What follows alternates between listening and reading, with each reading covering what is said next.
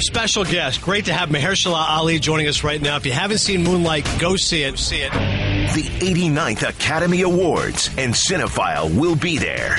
Get all the details at Cinephile, the Adnan Virk movie podcast. Available now on the ESPN app and iTunes.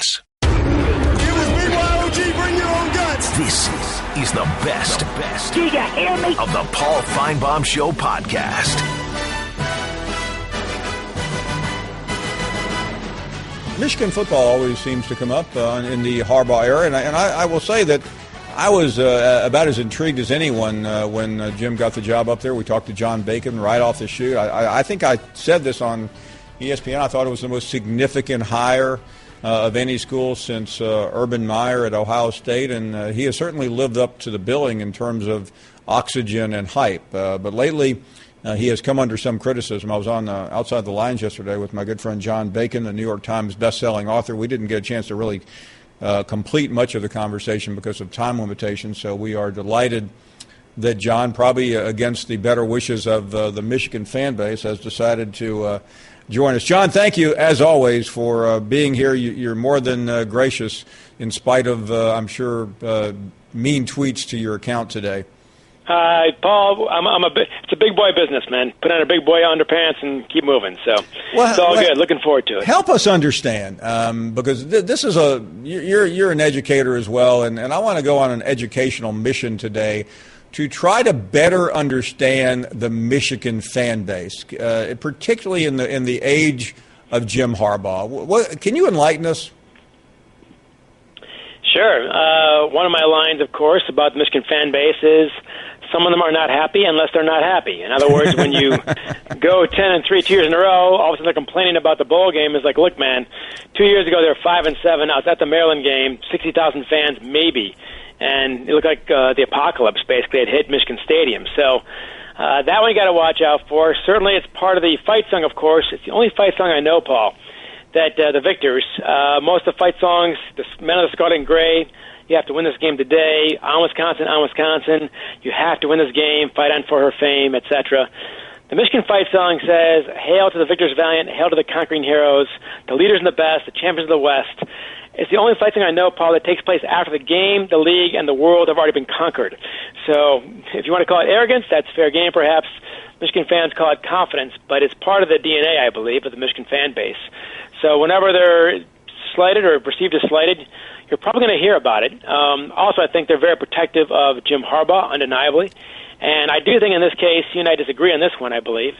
But I do think in this case, I can see where the eyebrows get raised when he's hired a handful of employees who had ties to high school players.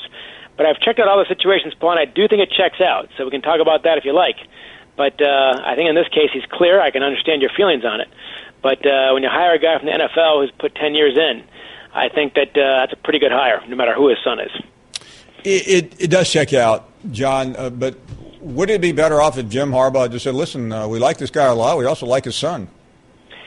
I suppose, yeah, transparency there probably goes a long way. And like a son, even though it's not an NCAA violation, because these days, who knows, you got a stack of books and everything. The kid is so far committed to Oregon that, of course, could change. But I'm very confident that if Jim put all his eggs in his basket to hire his dad, Michael Johnson Sr., for 2.5 years before his son could even take a snap, Jim would not only be unethical, he'd be pretty stupid. And Jim is usually allocating his resources better than that. So I think you're right that at times being more forthright can help. In the Swenson case, Eric Swenson from Illinois, they couldn't speak a year and a half ago because, of course, he was a recruit at the time. So once in a while you're handcuffed by that. But I think one thing for sure, Jim does love stirring the pot, and if it does get some attention, he has no problem with it. I think in that sense, he has done probably the best job of any coach I've seen in the last decade of getting in the NCAA's head and basically living rent-free. And, listen, you know it because it was over a year ago that I think it was an interview in the Detroit Free Press. I described him, Jim Harbaugh, as the Donald Trump of college football. And I didn't mean it in a negative way. I meant it in a positive way, that he does control the media, much like Trump at the time was controlling the oxygen of the political coverage while he was trying to get the Republican nomination. Is that why he does certain things? And by the way, I have no problem with him going to Rome. I actually think it's a good idea. But it came out the other day speaking in Alabama. Is that just to tweak people? My guess is yes. Certainly on the face of it, you can say that he's there to get the Michigan brand out there in the heart of the talent. And no matter what Michigan or Ohio State does these days, the talent is still in the South. You can no longer, I don't think, build a national championship caliber football team with Midwestern talent alone these days. So take it as a compliment that the population, the economy, the talent have all gone down south. In the North, if you're a great athlete, you could be playing football, basketball, even ice hockey, my old sport, even occasionally baseball. In the South, if you're a serious athlete, you are almost certainly playing football and probably playing 7-on-7 in the spring. So Jim is not dumb. What was the old bank line? Why do you rob banks? Because that's where the money is. Well, why do you recruit in Alabama? Because that's where the talent is. And I'm sure that drives Saban nuts, and I'm sure that speech will as well. He will never get more, I don't think, than one or two players out of Alabama, maybe. But it does tend to tweak the noses of the folks down there. John, you know Jim Harbaugh. You told us once about conversations before he took this job, and it's easy for me to sit here. I've met him. I've interviewed him some time ago. I don't know him now very well. Doubt I ever will. But what's he like? What's he all about? Well, I can tell you this, and we're not best buddies, and we're not drinking buddies, although I'm drinking buddies with his drinking buddies, so I guess we're one drinking buddy removed, if that counts. I like that. And there you go. I'll steal that one, Paul. It's fair. But going back to grade school, junior high school, I played baseball against him, hockey with him, and one of us, Paul, was a great athlete, so do the math on that. He was almost the same then as he is now, which is hard to believe, but over-the-top enthusiasm, a rah-rah guy, a cheerleader from the start. We're playing hockey at 8 o'clock on a Sunday morning, which is not an ideal time to play, and he was so revved up on the bench, my line mate, Scott Bogard, still a good friend of mine, actually asked Jim to pipe down. So the energy has been there throughout. So whatever you're seeing, it is authentic. It's not just for effect, and I think that is ultimately the saving grace, that it's not phony, it's not just calculated. He is a calculating guy. And I think, I don't know anybody who's basically shaken the model more than he has in the last year or two in terms of going to Rome, as you say, the satellite camps, of course, sleepovers, climbing trees, driving go-karts, whatever it is. Jim has been out there and getting a lot of attention for it. So if Michigan is going to compete against the Alabamas and the Floridas with all the natural advantages they have, plus great coaching staffs and programs, he has to really get outside the box, and I think he's doing that. Certainly, Michigan was a major contender this year for the playoff until the final few weeks of the season. It's easy to predict one way or the other, but it still seems from a distance that Ohio State may be a hair ahead. Penn State is coming on very strongly. Wisconsin. I mean, a lot of programs have certainly made a dent since he's been at Michigan. The cross-state rival Michigan State has been to the playoffs. John, you know the football program there. Where are they, and what is it going to take for Michigan to beat Ohio State, to win the Big Ten, and to get to the college football playoff? Well, back to the Michigan fan base. Last year the team was 10-3. This year the team was 10-3, and the average Michigan fan will say, "Oh, we're not getting any better." Well, in 2015, they had to pull out rabbits out of hats to beat Minnesota and Indiana, which are hardly the class of the Big Ten. This last year, they basically lost 3 games based on 3 plays. So that's how close they were this year to doing some real damage. And yet they were not, I don't think, at the caliber of a Final Four team. I thought they're going to be 11-2, and they were 10-3. And the reason is the offensive line is just, it went from being abysmal 2 years ago under Brady Hoke, when Michigan was minus 48 yards rushing versus Michigan State. You're better off taking a knee than running the ball. If there's one thing I'm glad Bo Schembechler never had to witness, that was it, because it would have broken his heart. And now the offensive line is average, but Harbaugh just brought in Greg Fry from Indiana. And Indiana's got its strengths and weaknesses, but the offensive line was a great strength under Fry. And it was when he's at Michigan previously under Rich Rodriguez. They put 4 guys in the NFL out of the 5, including a 2-star named Patrick Omame, so that's coaching right there. So that should be improved. I think with a better offensive line, that within the next probably 2 or 3 years they should be competing for the Final Four. I don't know if it's going to be this coming year. They still have some questions to answer. And look, that bar is high, and Ohio State proved it. We thought Ohio State I thought they were going to be better than Clemson and not as good as Alabama. And, of course, Clemson whitewashed them. So if that's the measure, then right now the Big Ten has got a few more steps to go. 2 years from now, if Harbaugh has not beaten Meyer, has not won the Big Ten, do you think he'll still be there? Can he handle this, not winning? He is not good at handling not winning. I'll say that. When I was talking to the U of M president about this a couple years ago when Jim was hired, he said, well, what can I expect? I said, well, based on my knowledge of Jim, I would say he's going to win, he's not going to cheat, and he's going to say or do something that probably gets some attention that ends up in your desk every month or two. And if you can handle 1 and 2, you can handle 3. And that's probably the case.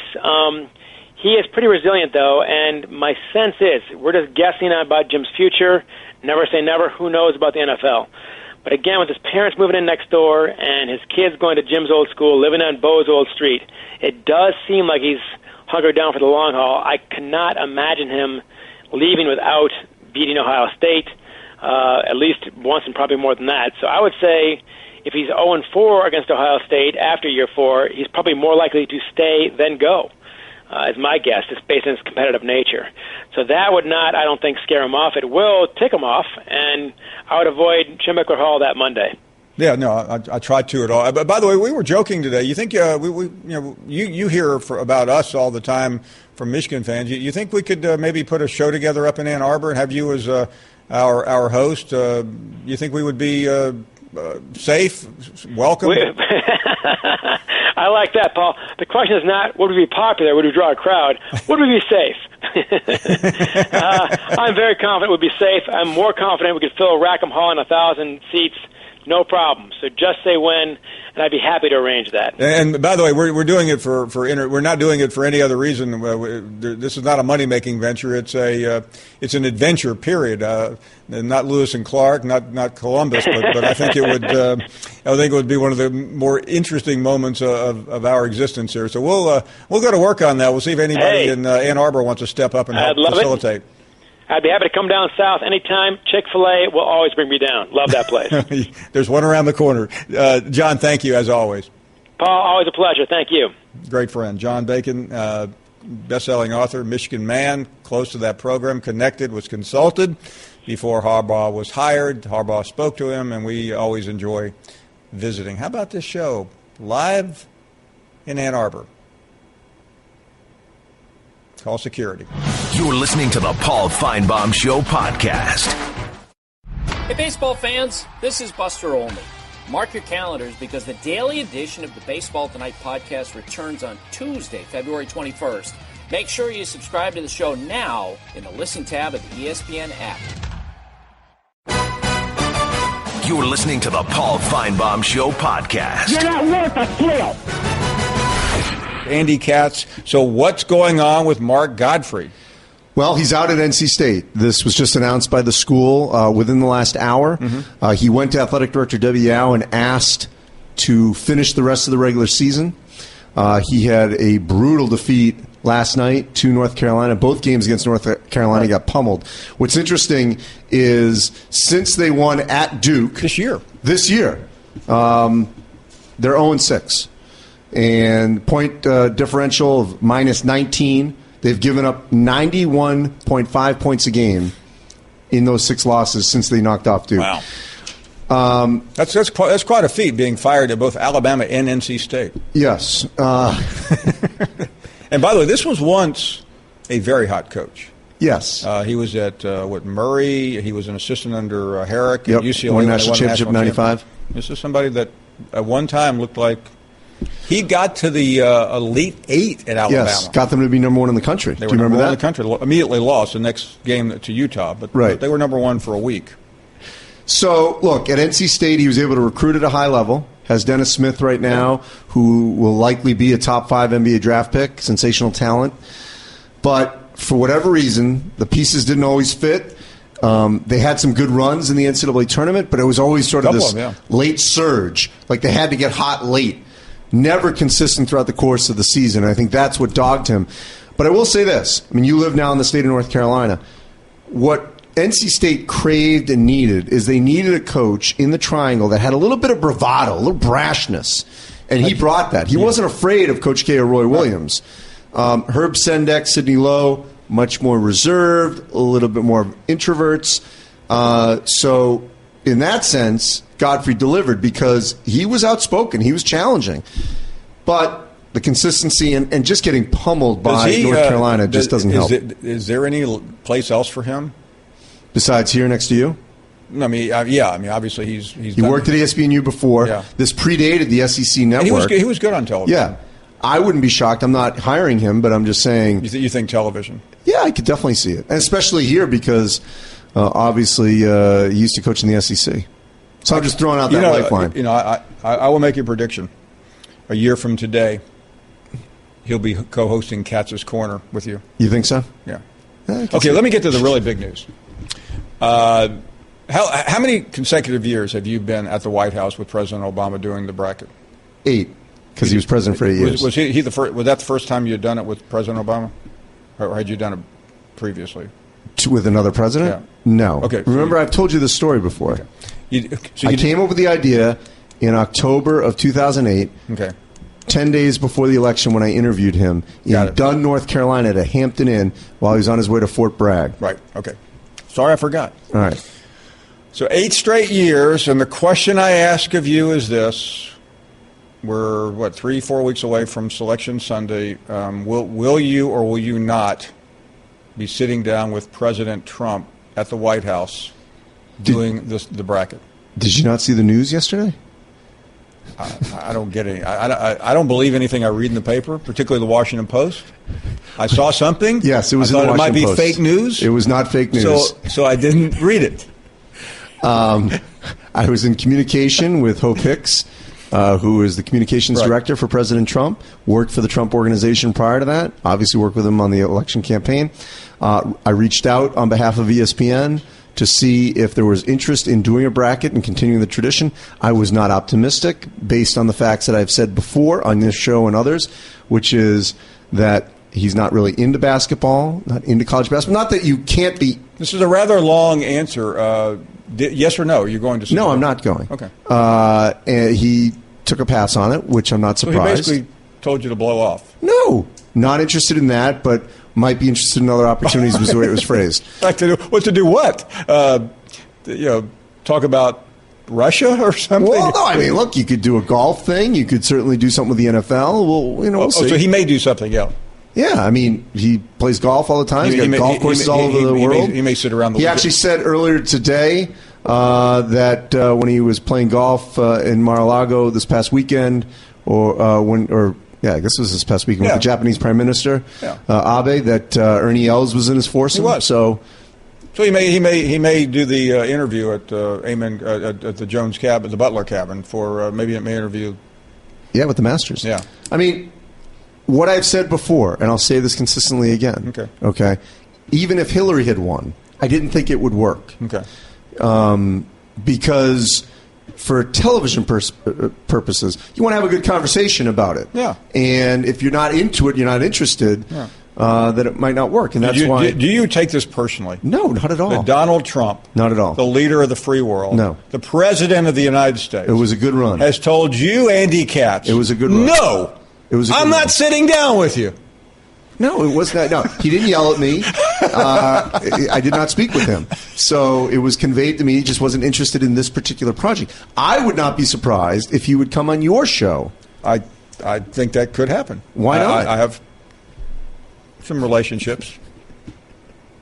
I'm sure you know as the new Attorney General. I do. I know him very well. Okay.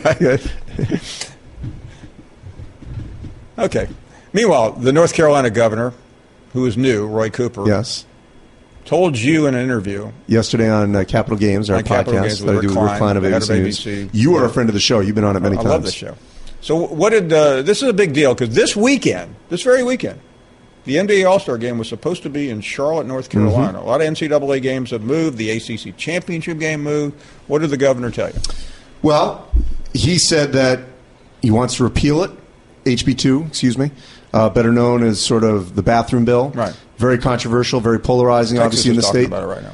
So he said he wants it repealed by the end of February because the NCAA is meeting over the next month to go over championship sites for all its sports for 2018 to 2022.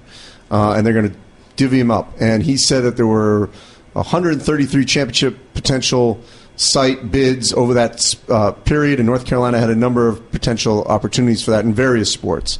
Didn't want to lose that opportunity.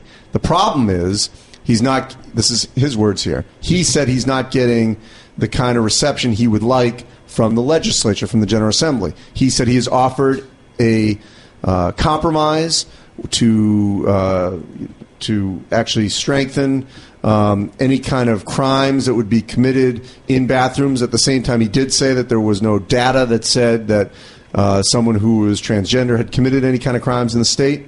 But he said he was willing to put that in to strengthen, if that did happen by anyone in a bathroom, that they would strengthen that. Also mentioned that cities, because remember this started with an ordinance in the city of Charlotte. This was a Charlotte local issue. Yeah. Would have to give them a 30-day notice that they were going to do an ordinance. Okay. But he said at this point he's not getting any kind of reception for the compromise or a repeal in general. So he threw out a deadline that you got to do this by the end of February. Now, Mike Krzyzewski's been outspoken, Roy Williams, there's been student athletes in the state. So clearly, from the sports even Michael world, Jordan has talked about it. You know, they want this gone because they want the business back in the state. Right. If they lose this window of opportunity, then North Carolina essentially becomes what South Carolina was with the Confederate flag, where championship events wouldn't be held in the state of South Carolina until the flag came down, which it did. And now the Greensboro, North Carolina Regional will be in Greenville, South Carolina, across the border in the state, because now they can have it in South Carolina. So it's a hot topic issue. And look, with the ACC football championship game, they moved it to Orlando. I think maybe they felt like they had a home in Charlotte. But at this juncture, my gut is it probably would go back to Orlando unless something changes. What do you think? Yeah, no, I agree with you on that. Let's get some basketball questions here before you have to go. Kentucky is playing better. I mean, I'm just curious, though. You don't think it'll be repealed? I don't what do you think it's going to be repealed, no. Okay. Just wanted to get your opinion, that's all, on the record. Kentucky's playing some of its best basketball of the season. 3 of the last 4 halves. The only second half against Alabama, which was a good win at Alabama. They didn't play as well defensively. But Cal even said after their game Tuesday when they knocked off Tennessee that it's as good a defensive effort as they've had since the beginning of the season. So that's very positive. Arkansas, which I had been critical on this show about. Yeah, I mean, you are aware, Andy, Arkansas plays basketball. Yes. I had been critical of Arkansas because they didn't have that resume win. Well, they got it at South Carolina relative to this season because South Carolina, Florida, and Kentucky are the 3 best teams in the SEC. So I feel better about Arkansas. What about by the way, on your show, I still get hammered for that comment about the fan base at Auburn. Yeah. And I was just dealing with that one Auburn-Alabama game, just for the record. Listen, Andy. Okay. You got to move I know on. Arkansas and Florida have what about great Florida? fan support. They took a really bad injury this week. Yeah, losing John Abunu really hurts them because even though they have depth, maybe not as well at that position, and they've been trending in the right direction, over the last month. Been playing great, like a team that you could see go to the Final Four. So that really hurts them, losing him. And it's an unfortunate trend because we've seen that this season where some of these teams, whether it's Creighton, Xavier, now Florida, Indiana, schools that have had good wins and looked really good have had a pretty major injury to suffer a setback. Andy Katz, you can always catch his podcast on Capital Games, Courtside with Katz and Coach G, Katz Corner, ESPNU. You got a bunch of podcasts. Up in Wraps. I see you all the time on ESPN. Right. Man. You're like... Well, but you're a daily presence on College Football Live, though. Yeah. I mean, every day. Or SportsCenter now that it's a little bit of hiatus. Yeah, well, I'm just trying to keep up with the Katzes. Katz calls, hashtag. Great stuff. You're listening to the Paul Finebaum Show podcast. Garth Davis, the director of Line. The story was just so powerful, people connected with it. Viggo Mortensen. It's one of those movies that when it finishes, you go, now what's going to happen? The Oscars are coming, and Cinephile will be there. Get all the details at Cinephile, the Adnan Virk movie podcast. Available now on the ESPN app and iTunes. You're listening to the Paul Finebaum Show podcast. Put a little cherry on the top. Jerry Palm, CBS Sports, always must-hear conversation this time of the year. Jerry, I appreciate your time. We were talking about South Carolina and Arkansas. Let me get your thoughts on South Carolina. It feels like they're burning up a lot of goodwill with this committee right now. What do you think? I agree. They've played themselves down into the middle of the bracket, maybe like in an 8-9 game type of situation with, they lose at home to Alabama, and then they lose at home to Arkansas, and they lost at home earlier to Clemson. So that's 3 home losses to teams that are, at or near the bottom of the bracket or off the bracket entirely. And, you got to defend your home court a little bit better than that. And this is a one-hit wonder kind of team. They beat Florida. And outside of that, maybe a bubble team or two like Michigan, but they don't have the kind of quality wins to withstand a big slide and still have a good position in the bracket. On the other hand, Arkansas has been limping lately, losing at Missouri, really struggling. A lot of pundits have said that was just a significant win last night. Certainly it helps, but assess the Razorbacks' situation right now. Yeah, I mean, they were not a team that belonged in the bracket until they won at South Carolina last night. That's a good road win. Their first win over a team of any significance at all. Their second best win is Texas Arlington. So, Arkansas still got work to do. They're still trying to make up. You mentioned the loss to Missouri, the loss to Vanderbilt that followed it at home, right, where they weren't even competitive in that game, is almost as bad. And so they really needed something to give them a spark. But for Arkansas, now they need to be consistent and to take care of some business. They need to handle the teams in this league that they should be beating. If they can do that, there'll probably be a spot for them in the bracket. But they've got to do that, and they haven't shown. So you don't think they're a sure thing based on that win last night? Absolutely not. Absolutely not a sure thing. But they'll probably be in the bracket I do tomorrow. Now, when a team is inconsistent like that and somehow gets in, what is the feeling from the committee? I mean, certainly you don't want to put them in a prime position because they have been inconsistent. Would that be fair? Yeah, sure. I mean, but the bottom of the bracket is filled with inconsistent teams. That's why they're at the bottom of the bracket. Some are better or worse than others, but they are. Arkansas's got a nice record and not a whole lot to back it up. I mean, it's not. They're not like a 4-loss team. They've got 9 or 10, but it's still. The kind of a team that they're not reliable. That's why they are near the bottom of the bracket and not much higher up. So we mentioned obviously the SEC. Right now, will you have 4 teams from the SEC in the bracket? We're talking about Kentucky, South Carolina, Florida, and Arkansas. Correct. In the one that I post tomorrow, those 4 teams will be in it. After that. Georgia has an opportunity Saturday against Kentucky. They've let a lot of good opportunities slip away. Tennessee seems to be going in the wrong direction. Alabama won last night, but still big opportunity missed against Kentucky. Where else is this league right now, in or out of your bracket? I don't.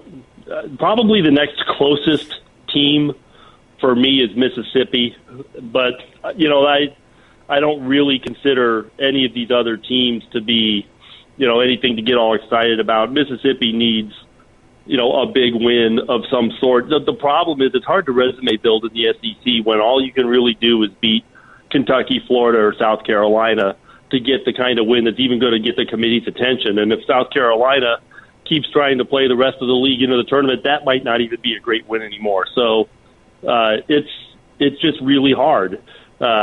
To find the kinds of wins like Mississippi. They've got South Carolina at home the last game of the regular season. They can't afford to lose any of the games before that. And then they've got to win that one too. So the margin for error for these teams in the middle of the SEC once you get past those top 3 is just really small because you can't make up for a bad day in this league. Until now, no one has really played better than Florida, but they took a major hit this week. Talk about the Gators. Yeah, well, Florida's resume, the committee had them as a 3 on Saturday, and I have to say that was one of the more surprising results because other than the win over Kentucky at home, which obviously they were pretty dominant in that game, they also don't have a lot of – they've beaten some bubble teams, but not much else. They have a home loss to Vanderbilt, which is the worst loss that any of the teams in the top 12 of that bracket had. Florida's a nice team. They've played a good schedule. I think we're being rewarded for having played a good schedule and for the win over Kentucky. But their profile looks a lot more like Purdue, who wasn't in that top 16, than it looks like Arizona, who's on that 3 line with them. Your assessment of the Kentucky Wildcats? Yeah, Kentucky, to me, has the best of the resumes and clearly the best overall talent in this league, and is still going to be dangerous when they get to the tournament, but their youth shows at times. But they beat, both North and South Carolina. Really just the loss at Tennessee is the only head-scratcher. They don't look to be as much of a threat to win the whole thing as other teams that Coach Cal has had, but this is a team that has certainly shown some capability to beat at least a team the caliber of North Carolina, which is a really good team. I don't know that they're consistent enough against that higher level opposition to make a Final Four run, but I wouldn't rule them out. Okay, let me try to make sense out of all this. You mentioned Ole Miss as the next team in the SEC after the 4 we mentioned, which is Arkansas, South Carolina, Kentucky, and Florida. Assess Tennessee, Alabama, and Georgia. Where are they, and what chance do they have? Well, Tennessee's basically a 500 team. They've got to get to 4 games above 500 before you can even really think about them, and that means winning, like 3 games in a row, the third of which would be at South Carolina, which would obviously be huge for them. The win over Kentucky is nice, but it's one big hit in like 9 or 10 tries, and that's just not going to be good enough. Alabama's a team that they've got the win at South Carolina, which was really nice. Just too many losses right now, and they're going to need to win a few in a row. But Alabama's set up for their schedule, but they basically need to win out. I mean, that's the thing with these teams is they pretty much need to win out. Georgia is like 14-11. If you're not 4 games above 500, you've got pretty much zero chance of making the tournament. So they've got to win, 2 in a row just to get to the point where you've got a record that you can consider, and that first one's Kentucky. So, these teams, they just don't have enough wins to even consider them really as tournament teams, and they need to get hot just to put up a good enough record for the committee to look at them. Jerry, listen, we're down here, so a lot of people that we talk to about the SEC look at it and say they think this league is better. It's getting better all the time. It's much better. It's deeper. You're in a different part of the country. How do you see the SEC? About the same as it's been the last couple of years. Kentucky, maybe one other team. This year, I guess, really 2 other teams, and then a middle of the pack that isn't quite ready for prime time yet. Ask a straight question, you got a straight answer. Jerry Palm from CBS Sports. Jerry, we'll be in touch over the next few weeks. Thank you, as always, for your time. All right, thanks, Paul. Good. Jerry Palm, man who does not mince words.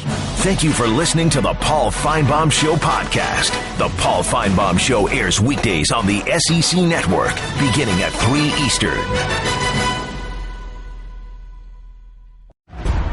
NBA All-Star Game this Sunday.